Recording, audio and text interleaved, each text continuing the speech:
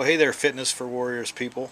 I just wanted to give you a top 10 list advice I would give from one cop to another, things I've learned from over the years. Not that I'm any great expert any more than you are, but some of these you might find useful. Some of these you've heard before. Some of these maybe you need to hear again. But here it goes.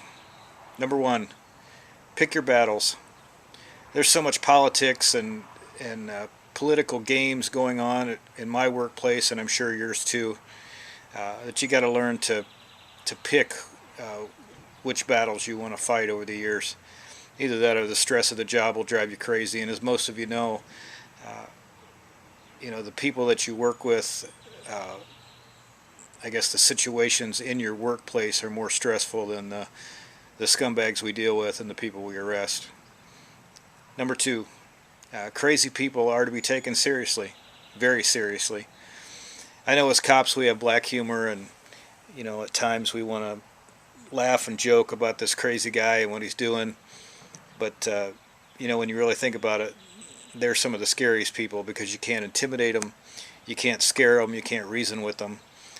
Oftentimes they're in their own little environment, and they can quickly become assaultive and scary.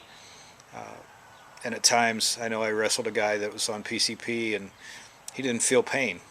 And so, how do you deal with somebody like that? Next thing is the importance of contact cover. And what I mean by that is, I know you know what contact and cover is, but working as contact cover. In other words, one person does the interview, the other person is the cover officer and watches. The one doing the interview, the contact officer, does all the talking. The cover officer doesn't talk, he doesn't make contact. Uh, Very valuable stuff, great way to work. It doesn't split the attention of the suspect, uh, and it's just a lot safer way to work all the way around. It's also a sign of respect to the other officer and letting him be in control. Uh, the next one would be color code awareness. You've probably heard of this. Condition white is being at home and oblivious to everything. Condition yellow is the condition we all should be in when we're working. You're aware, but you're not overly paranoid. Orange is there's a threat somewhere, a possible threat anyway. And red means that there's an actual threat and you have to deal with it. And then there's condition black. Black is a state of panic. And why these color codes are important is because if you start in condition yellow, then you can respond up quickly to condition red. The flip side of that is if you're walking around at work in condition white, something happens, you immediately go straight to black and bypass everything else. Why that's bad is because when you go from white to black, you're panicked. And when you're panicked, I'm sure you've heard of this, you've heard it at your workplace. People screaming on the air, yelling for help, to such an extent that you can't even understand what they're saying. The next tip that I would give is that hands kill. A lot of people want to try to read into people's behavior by looking in their eyes, but their eyes aren't going to tell you when they're going to attack. Their hands will. Hands are what to watch. The sixth point I would give you is when you find one weapon, you better be looking for more.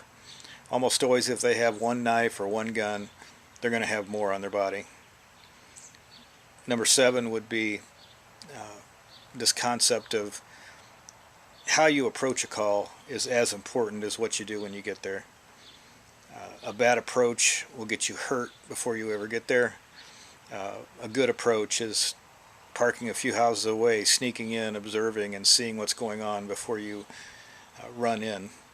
Officers that run into violent scenes usually end up getting hurt.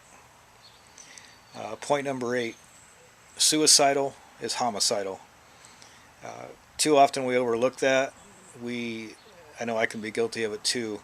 When we hear about a suicidal person, we can think, we can joke about it at times with our black humor.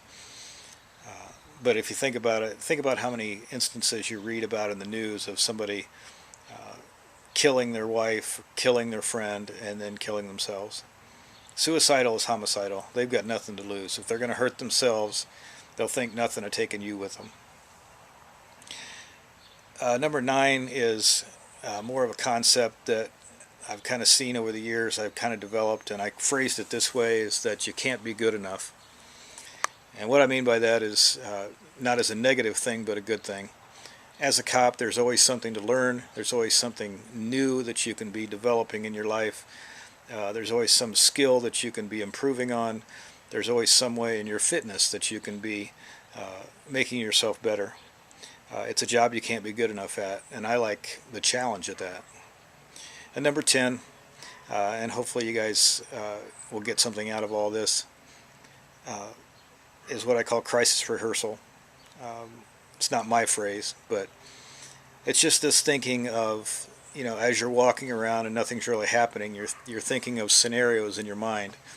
If this happens, then I will do this. If this happens, then I will do this. In other words, you're planning ahead the emergency that you're going to deal with, and you'd be amazed when that emergency happens, how quickly you respond, because you've already been there in your mind. So I hope all of this helped, and I apologize for the camera moving around a little bit, but hey, I'm not perfect. I'm just a guy trying to help you out. I'll talk to you later. I hope to see you on Fitness for Warriors. Have a good day.